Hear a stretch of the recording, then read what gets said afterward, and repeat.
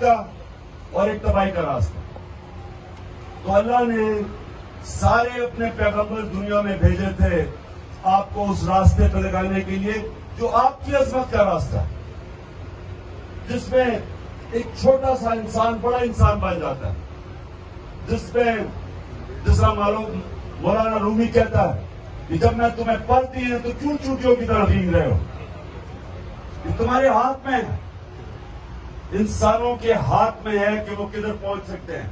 कौमों के हाथ में है कि कौम एक अजीम भी बन सकती है और बेकारियों की तरह दुनिया में वो आपका प्राइम मिनिस्टर कहता है कि मैं मांगने तो नहीं आया लेकिन मैं मजबूर हूं।